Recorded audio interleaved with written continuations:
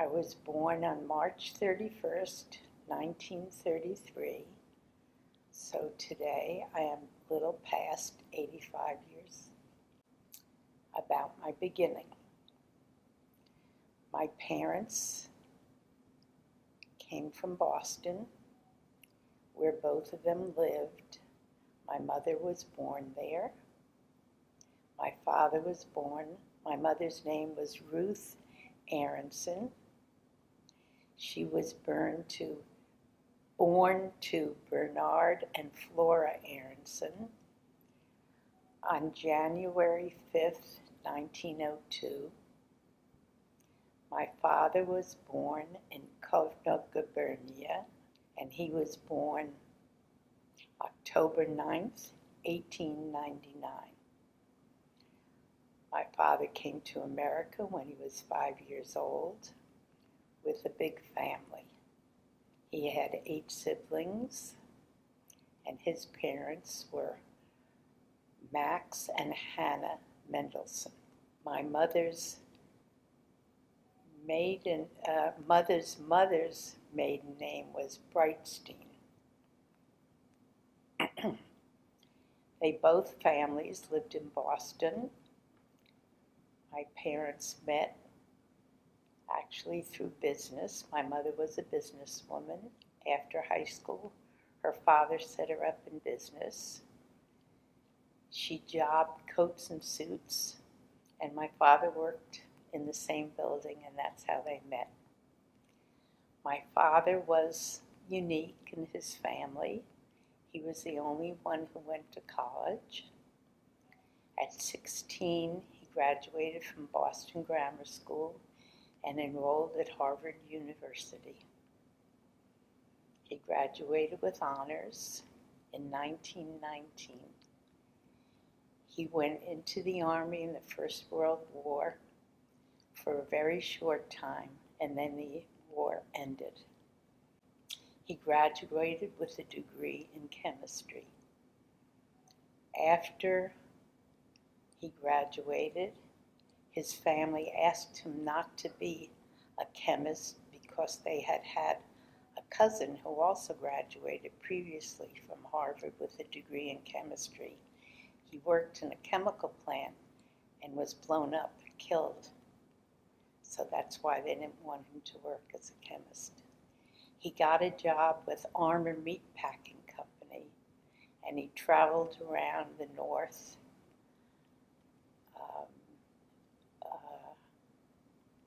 He mentioned which states used to hop freight trains and go from state to state, I guess, and inspect the plants.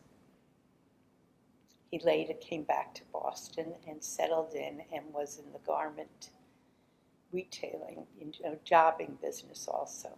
That's how he met my mother. My mother speaks lovingly of her family. She adored her mother and her father. There were 6 siblings in her family, 5 girls and 1 boy.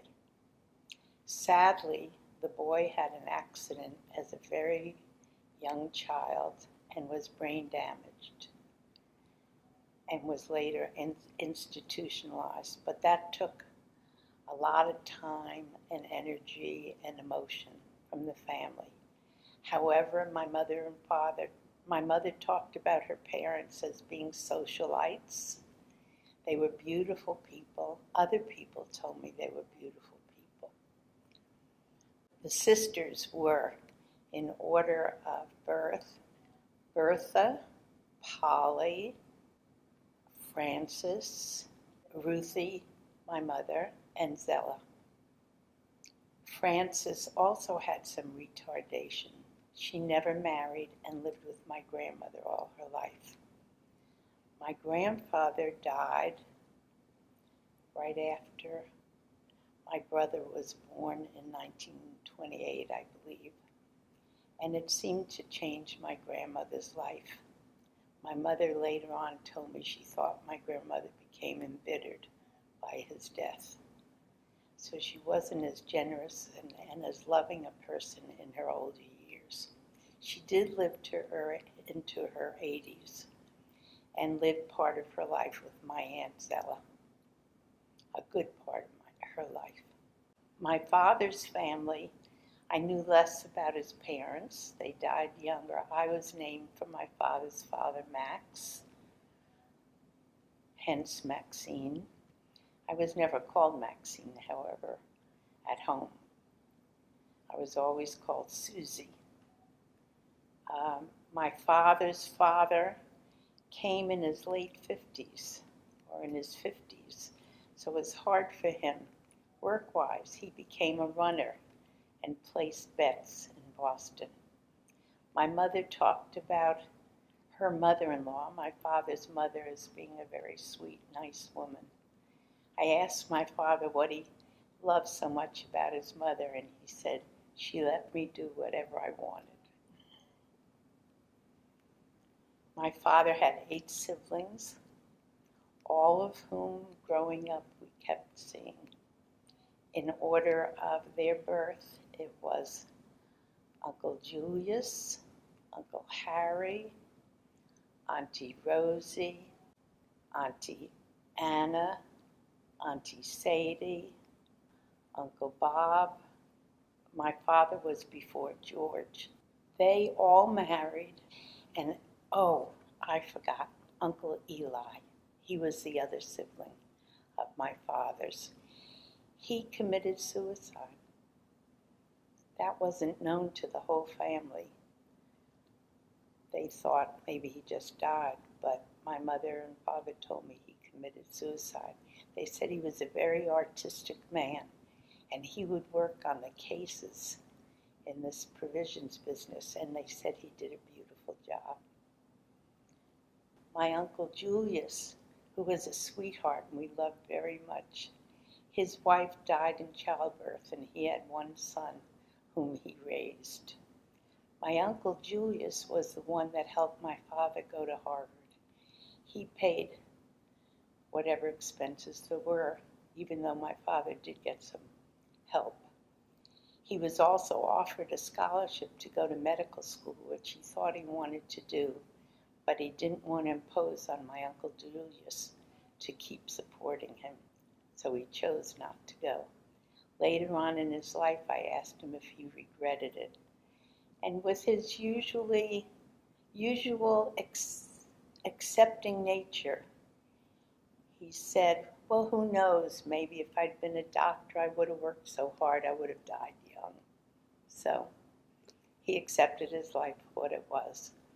What he did was, my Uncle Bob, the youngest of his siblings,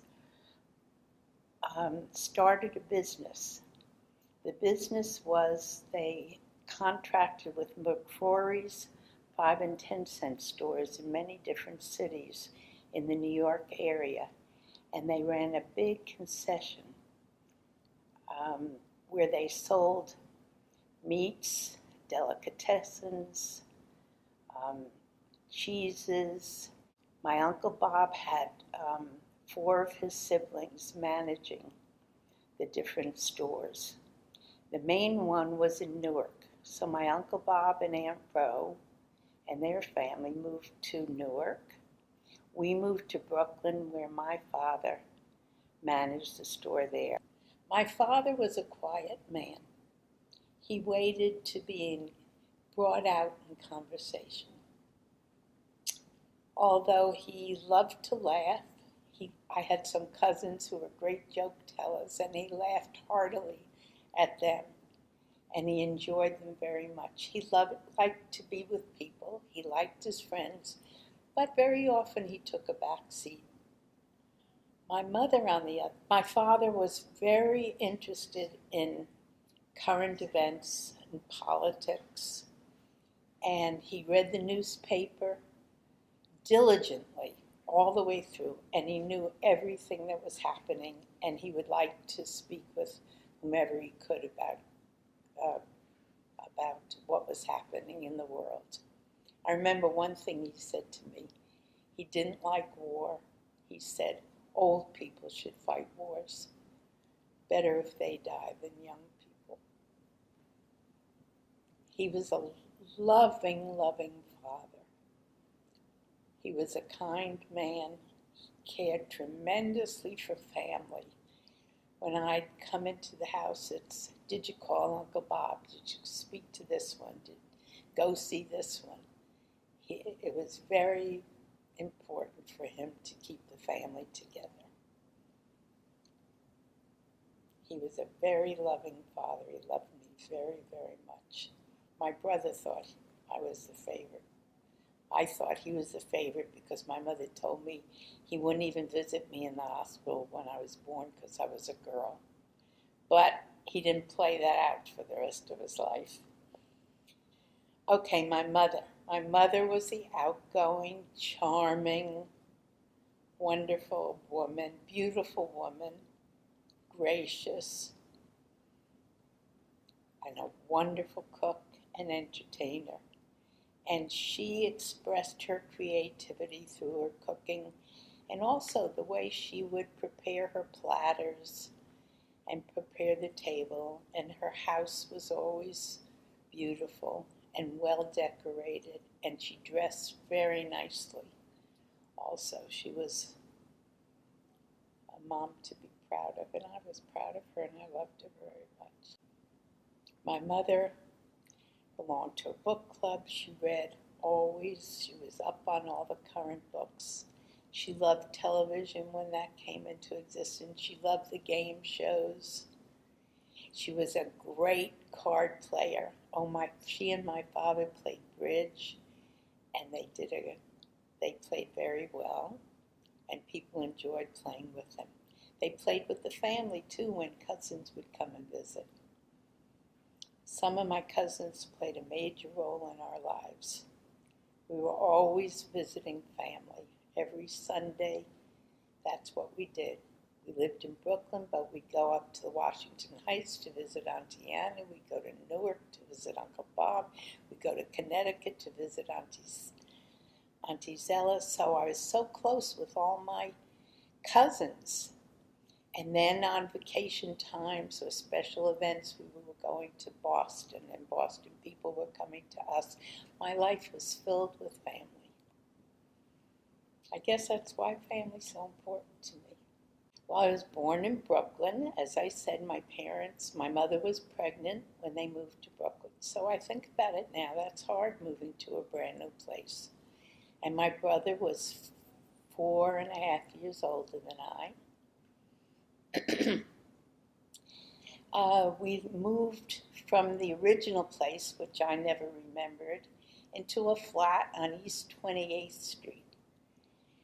We had neighbors downstairs. They had a son who was a year older than my brother. My brother and I were very close.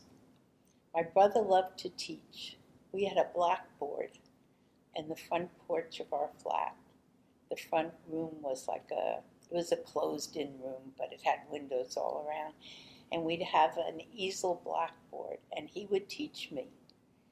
So he taught me all my numbers, all my letters, how to add and subtract, and he enjoyed that. And we played a lot together, even though we were almost 5 years difference. We lived in that place until I was, I think, 8 or 9, third grade. Yeah. My mother took me to the public school in the neighborhood and asked them to take me early to kindergarten. So I stayed in kindergarten 2 semesters, which I really wasn't supposed to do. And therefore, when I went to first grade, I knew a lot because my brother taught me a lot. So they skipped me, and I ended first grade ahead and then went into second grade. My public school was fabulous. Harry Blickstein was the principal. From the second grade up, or first grade, I had the same class through 8th grade. There were 39, 40 kids in my class. I remember some of the names very well. I remember some of the kids well. We had big classrooms, I remember, decorated all the time. We had a lot of extracurricular activities. And I remember We had a drama department or club, I don't know what it was, and I was in all the shows. And some of them I had major roles. We had our own yearbook in 8th grade, and I was one of the editors. And this was a highlight of my schooling. Because I was editor, I was invited to go to the Columbia Scholastic Press Conference for high school, for elementary and high school award winners for their publications. And I went to it, and it was the most exciting thing. All the famous journalists in the country were there. And I heard Margaret Burke White, who was a very famous photographer and war journalist, woman, and heard other very famous journalists speak, and I was gaga over it. It was so exciting. I couldn't believe it. Here I was, 13 years old. I could have even been still 12 when I went. Going to New York, went into New York on the subway, went to a hotel there, a few days, and it was very, very, very exciting. One of the exciting things, we had a graduation ceremony. My brother was 4 years ahead of me in school. My brother graduated from high school the exact same time and day that I graduated from elementary school. So my parents, I said to them, it's only right, high school's more important than elementary, so you go to Irwin's graduation, it's okay.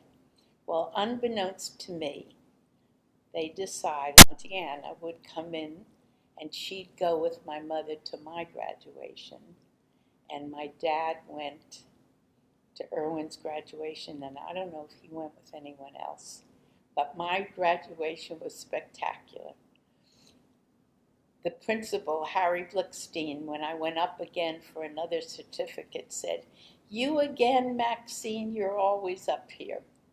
So my mother was so proud and so happy that she was at the graduation. I received a lot of honors, mostly not so much for academics as for the extracurricular stuff that I did. My Harry Blickstein liked my mother too. So I had a very, very happy time there in elementary school. It was wonderful. And I made very, very good friends. I made a group of friends we would call the Four of Hearts. We were 4 girls, Carol Reese, Marjorie Silverstein, Sandra Katz, and myself. And Carol Reese's father made us a red heart pin with a 4 in the middle, and we wore it. And we were very good friends. Of course, we had little jealousies and times that one paired off with the other, and the other one was jealous of that. But we were very, very good friends. My brother was a big sports fan. And he was a born teacher, so he taught me, especially baseball.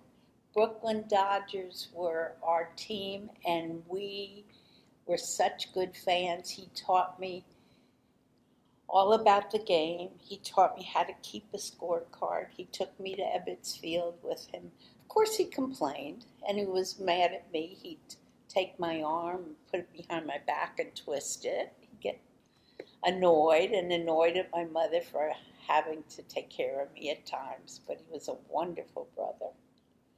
So we listened to the ball games. He had a chemistry set upstairs, and he'd do fun things with his chemistry set, and I'd invite a few friends over. We'd go upstairs and we'd do that. And we played stickball. We'd play stickball around the corner. This is after we moved from East 28th Street to Avenue M. And we had friends on East 24th Street, and we'd get up stickball games. And my brother taught me and included me. It was wonderful. Summers were the best. Summers, my Auntie Ro and Uncle Bob would take a house down either Jersey Shore or the New York Shore.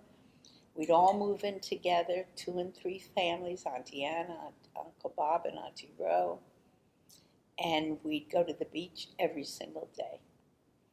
So we had a full life, and I mentioned my mother had very good friends, Billy Marks, and she had a daughter who was around my age, Isabel. And so when my mother would visit her friend, I'd go with her and I'd play with Isabel.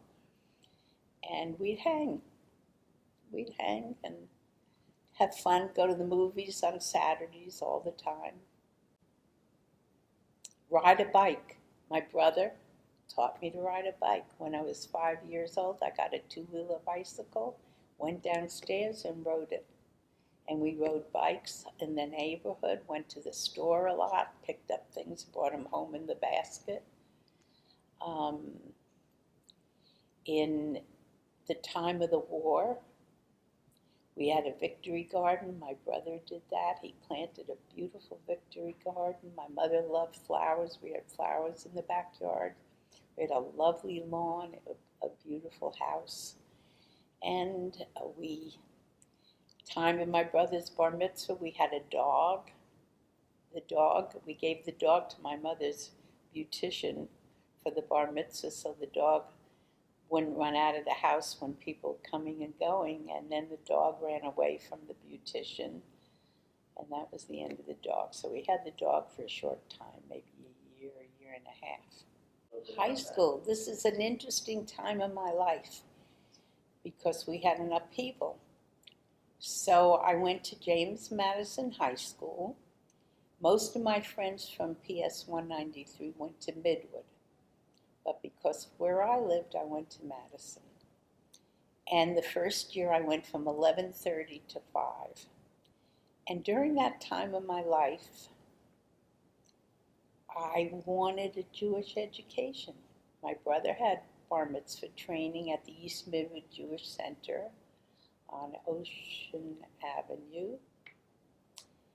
And he was getting tutored for his bar mitzvah. And then his bar mitzvah came and went. And I decided I liked it at home if my mother lit the candles and we had challah. I liked the ritual. I liked the ceremony. So I wanted some Jewish education. So my parents were very good. And they said, okay. And they enrolled me in Sunday school. And I walked home from high school at 5 o'clock. Went home, dropped off my books, and then walked a long walk to the East Midwood Jewish Center and enrolled in it was religious school, it wasn't Sunday school. And we would go to services now and then. We had to buy tickets, and we went for the high holidays. And that was in my freshman year of high school.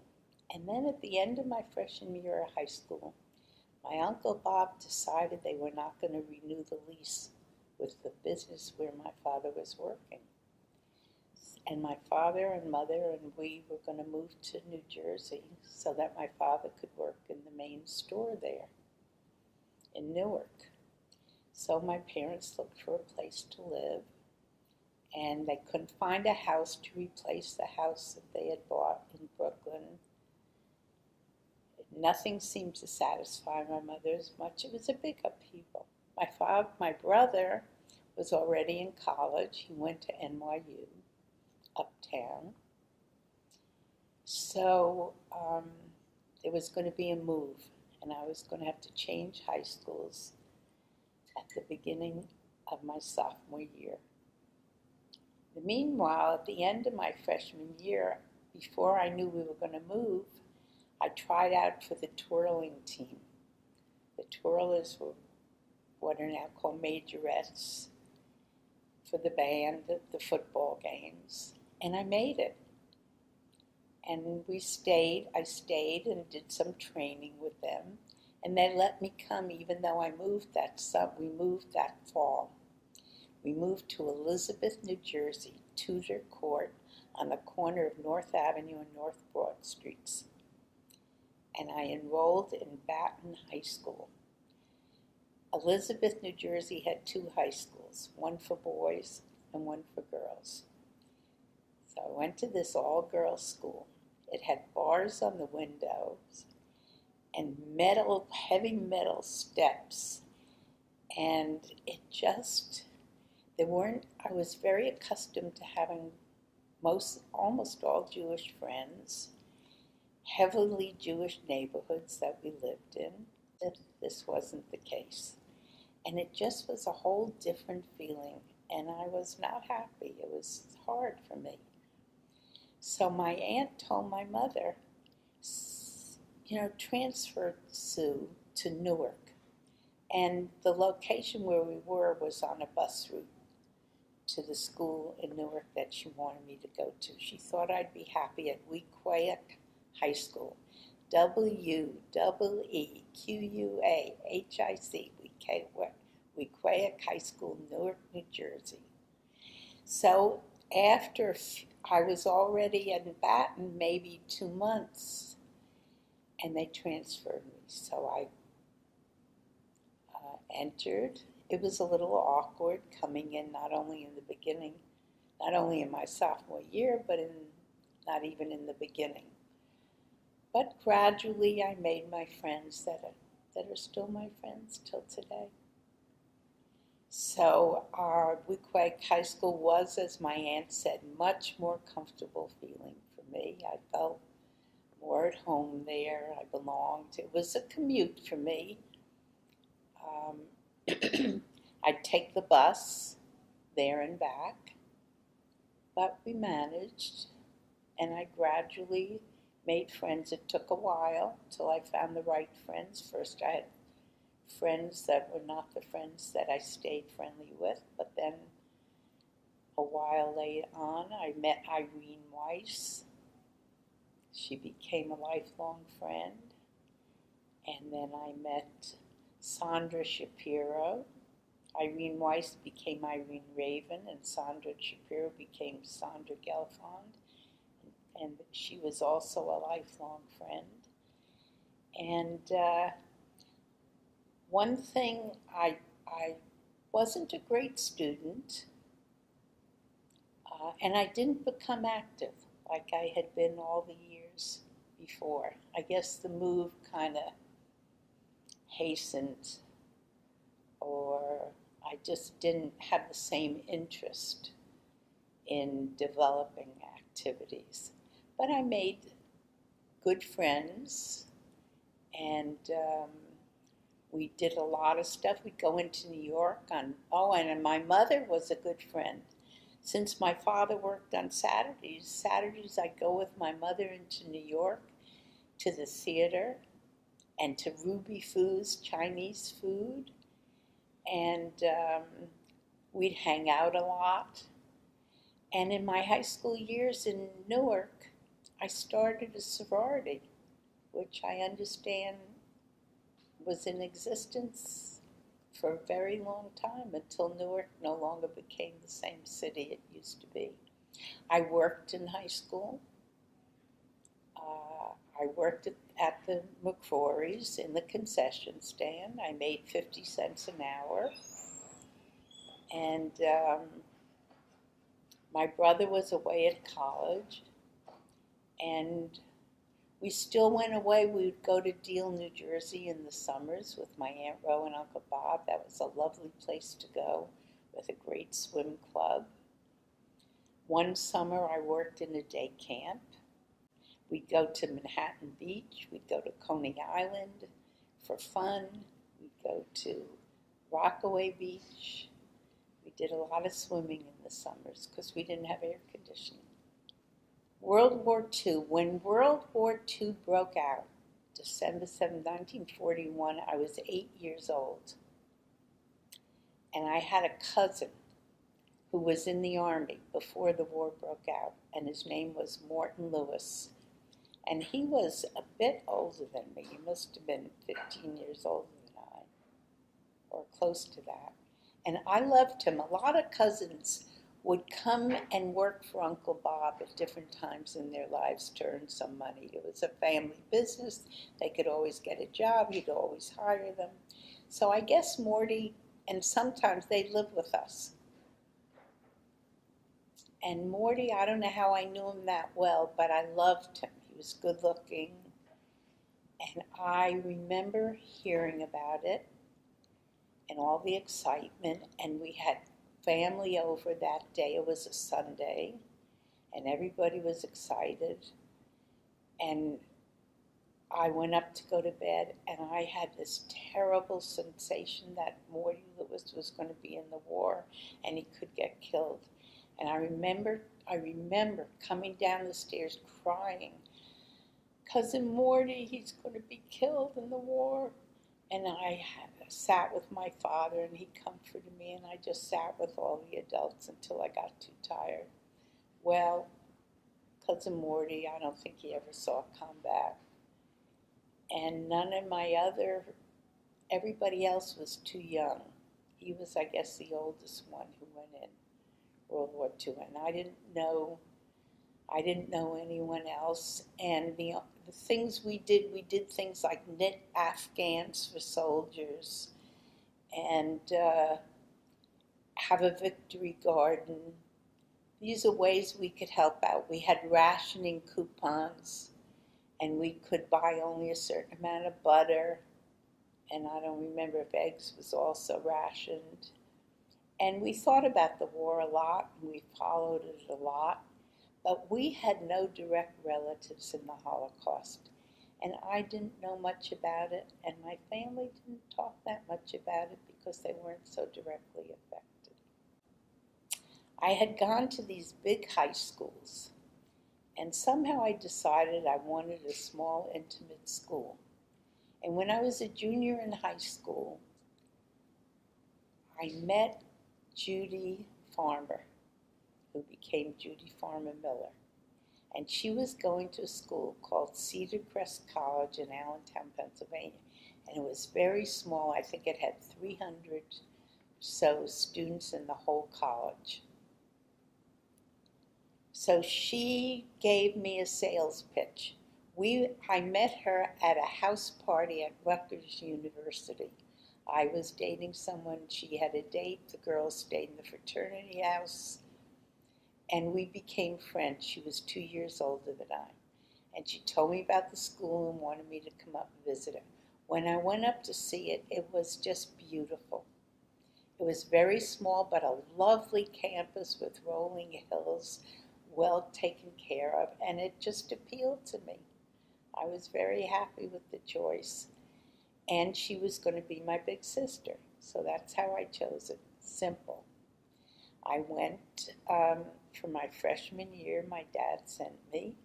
My roommate was a very good friend of Irene Weiss's, Janet Pladoff, and we were both going to Wequeg at the time, and I knew who she was. She was a head majorette for the Wequeg band, as was Annie Kirshner, and we became friends through our other friends, and they are still my friends to today. We had a suite with Janet, my roommate, and my suite mates were Lois Gottlieb and Lois Friedman, and we got along very well, the four of us. I was an okay with calculus, didn't understand it. Had a great history teacher, hard. I studied hard for his tests. I worked about 10 hours a week, and I taught Sunday school I maintained my interest in Jewish education. I taught Sunday school for the temple on Sunday mornings. Dated mostly the Lehigh boys, Lehigh fraternity boys. Dated at school, and after the end of my freshman year, my dad said, I'd like you to come home. It costs us extra money. My parents didn't have a lot of money, but my father had an inheritance, which was a lot of money for those times. He had an uncle who had no children, and the uncle left all the nephews and nieces $10,000, which was a lot of money for that time. But still, my college cost $1,050 for the sophomore year. He asked me to come home and live at home and not go back, and I said, please, could I stay one more year and then come home at the end of that year? So he agreed to that, and that's what we did. So my sophomore year was a good year. Had a good time, dated a lot, and played a lot of bridge. Played a lot of bridge. Yeah, I loved it. Had good friends, made good friends. I was comfortable there, happy there. Would come home quite a bit, and it was only a 2.5 hour drive. And somehow we'd have someone to either drive us back. So it was good. Then I transferred the following year to Newark State Teachers College in Newark. I was born in year 1928 in New York City, in Manhattan, at Dr. Brown's hospital on July 14th, 1928. I'm the second son of David Saya, who came to America in 1913 when he was 17 years old. When he got to be 21, he wrote a letter to his family, and his first cousin was my grandfather, Samuel Saya, who was my mother's father. They were first cousins, and my mother said she would come, and she came in 1921 with all my relatives that he brought over. My father paid for all of them to come over, his mother and father, and his brothers and sisters. He was one of 7. He was the third child. And what happened is when they came over, the oldest child, Samuel, or Kamal, had to be sent back because he had a defection, something wrong with him, so they had to send him back. And then his second son was Joseph, who was a physician, and he came over, and he was a doctor, and he studied at Johns Hopkins. And my grandfather, Mordecai Saya, said that he should go back to Turkey and be a companion to his older brother. And he did that, and he eventually married in Turkey, and he was a famous doctor in Turkey, and a very good one. My father came at 17 years old, and he went to the Lower East Side of New York, and he was a very good carpenter. He started a furniture business. He made furniture, and then this First World War started, and he was drafted into the American Army, but he was an enemy alien. So, but he knew how to play the cornet, so they made him the bugler. And he was probably the bugler that Irving Berlin wrote about. You have to get up in the morning. And he served at Fort Dix for 2 years. He was the bugler, and he kept kosher. They let him go off the base, and he would buy fruits and vegetables. And he said he gained 40 pounds, and he became bulky. And then after the war, they released him. He had a nice pension, and he was able to become a citizen. And he decided that he needed to get married. He was in his 20 then,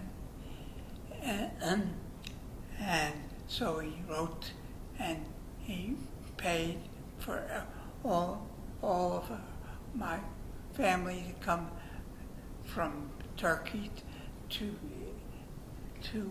here, and we have this famous picture of the Sayers in New York in 1921 at his wedding.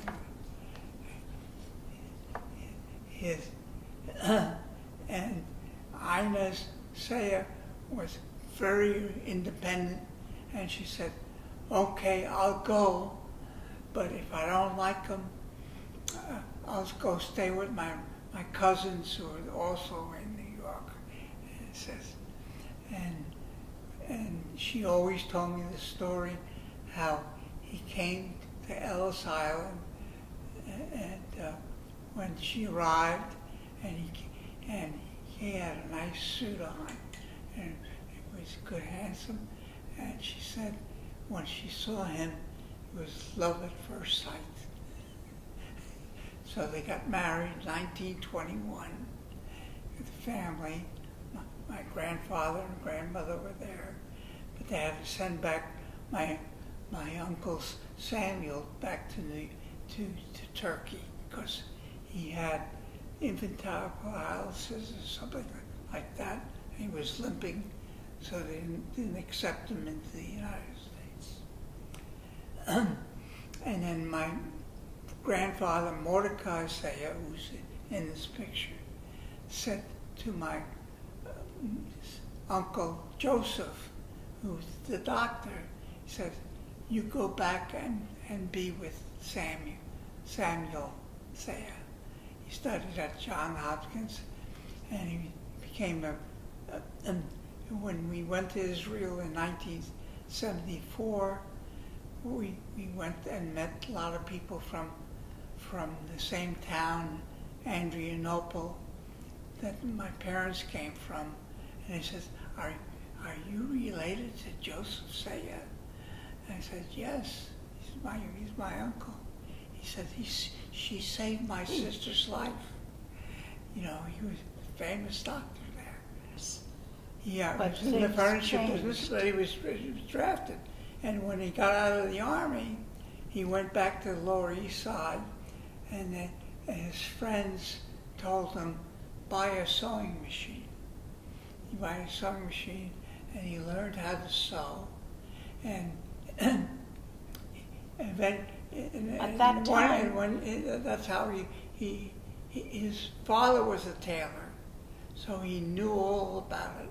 He was very handy, and he learned how to sew, and he started a business himself, and that's how he made the money to bring over everybody else in his family. That's how we got into the garment industry. So your mother and he are living in New York with your New father's York. parents? Everybody, he bought an apartment in Harlem, and it was an old apartment house, and they all lived there. He was on the third floor, and he got the first radio. This radio just was discovered then, and but he hooked up loudspeakers and put them in the lower rooms where his relatives were, so they could listen to the radio when he turned it on. It was very clever. He was very handy. Everybody had to listen to the radio program that they picked out. That your dad wanted to hear.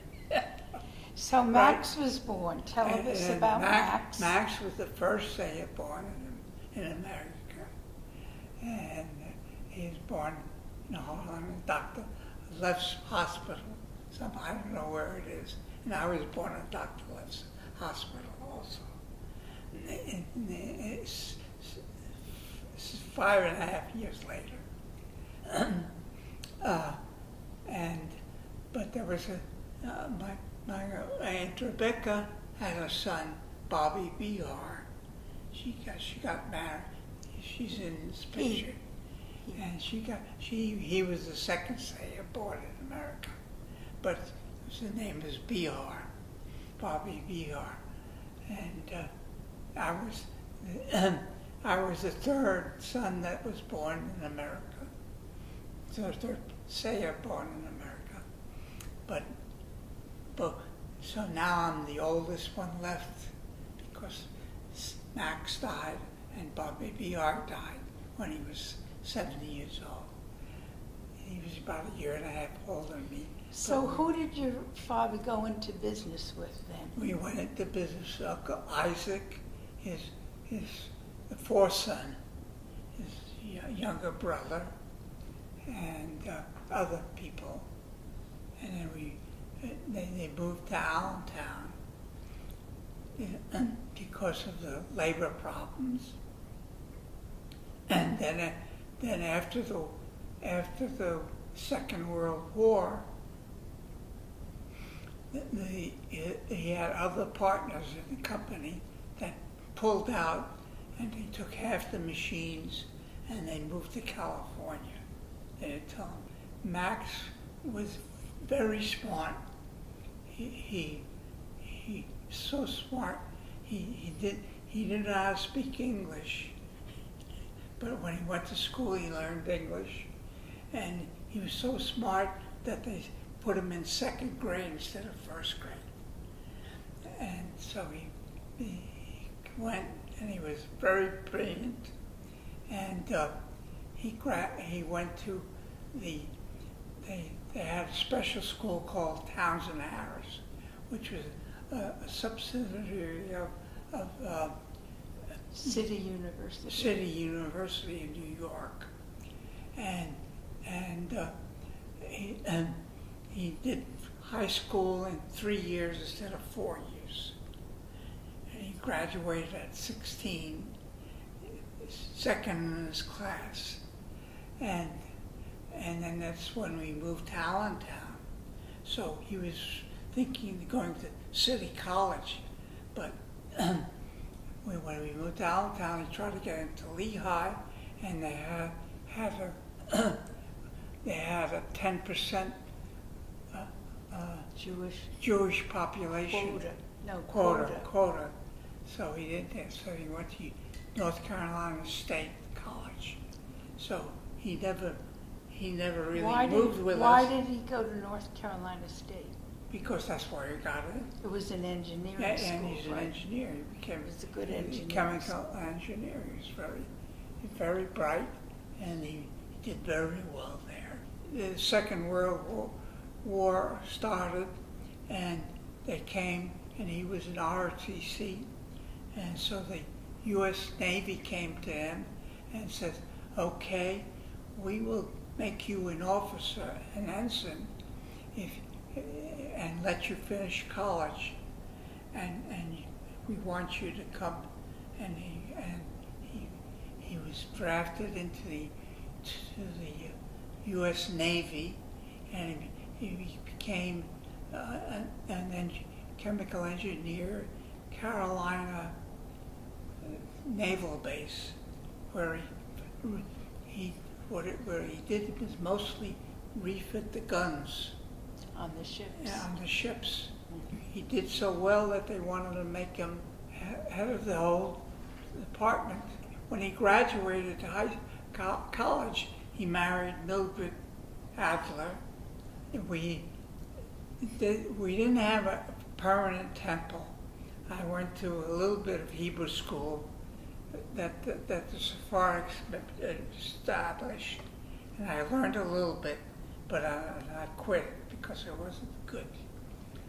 But for all the Jewish holidays, they used to rent out halls, and it had the services for Yom Kippur and the holidays. And Uncle Isaac was one of the cantors, and he sang, and I enjoyed the singing. They sang beautifully. But did you know that there was I knew the customs of the Sephardic were different definitely. from They kept telling me. Yeah. Did your family mostly hang out with other Sephardic Yes, families? yes. We went to all the Sephardic parties. Did they have Ashkenazic friends, your parents, before they moved to Allentown? Not too many. So the Sephardics stuck together. Yeah, stuck together. Yes, we stuck together. But we had friends.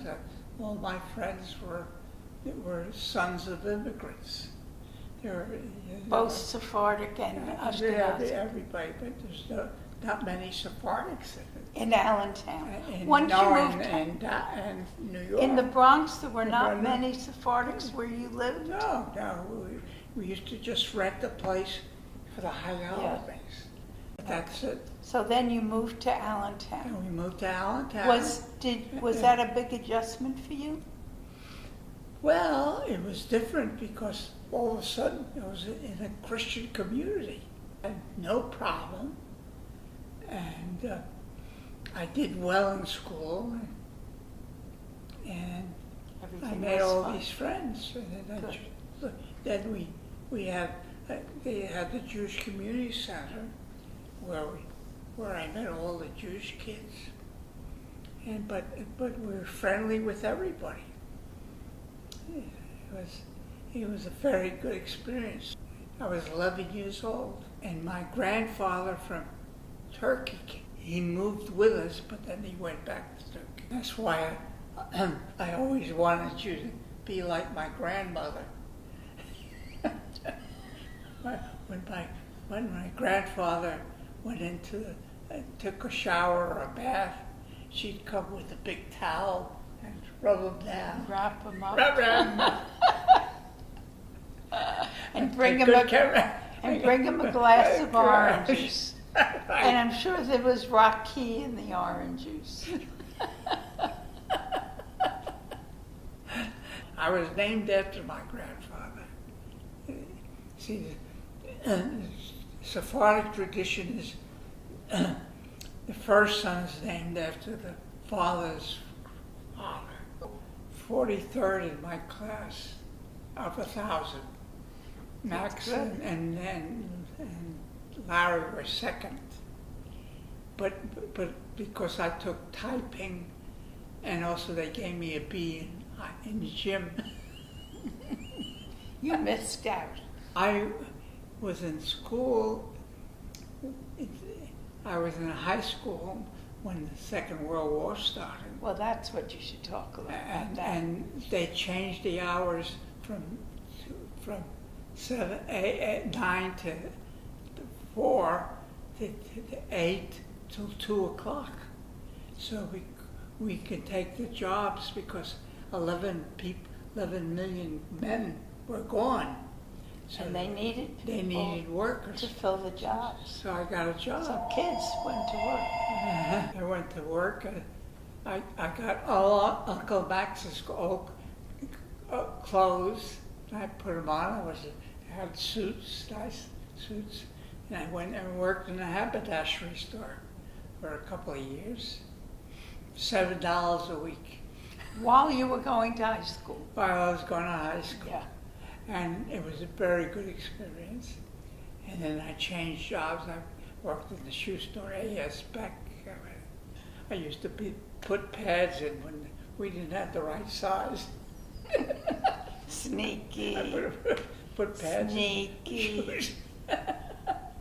But you always talk about how when you were 14, you dated the older girls because there was a shortage of Right. And you went to bars and you drank and you smoked and you did all those things prematurely. I didn't smoke that much, but I drank beer. Okay. And you were very mature for your age. Yeah, well, I was dressed up in a suit.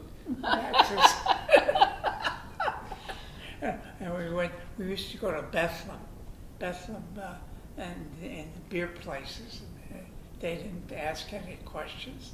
They served you. Yeah, I get my beer and everything. I went to Muhlenberg, which was a very good experience. I weighed 135 pounds, and I was a pretty good athlete at that time. And I thought I'd go after the football team because I was pretty fast at that time. I'd be an outside tackle as you pull around so you could block. So I weighed 135 pounds, and we're going out to practice, and I lined up, and across the thing, Sisto Verno, 250 pounds, 22. What happened is that Muhlenberg got the whole Marine team. The war was over. The war was over. And all these veterans were coming out. Veterans. And that's what happened. Right. So luckily the Jewish holidays happened, and so I go back. He never went back. I said, I couldn't do that. All my fellow students, half of them were veterans. And they were some was 30 years old. They were older than some of the instructors. That was a wonderful thing. Right. An outgrowth of the war was sending veterans for free education. The first courses I took were chemistry, physics, and what you would call it, and I had straight A's. And if you made an A in the chemistry class, you could automatically get into Jefferson Medical School. But then I got excited about the new business that Max and my father started. The best course was cost accounting. Yeah, you always said that was a very helpful class for you in business. That's the best. So you lived at home, you graduated after 3 years. Yeah. And you were working. Working. And that's when we met, a little after that. Right. And you had a group of friends at home. Right. A few were married and some were single. Yeah. And you had some good times. I played poker 2-3 times a week, and I only lost 2 times. Okay, so he had a lot of good friends when I met him, and they were having good times going into New York, going to the Poconos, going around, seasonal trips for different reasons. And we went to the Catskills. Yep.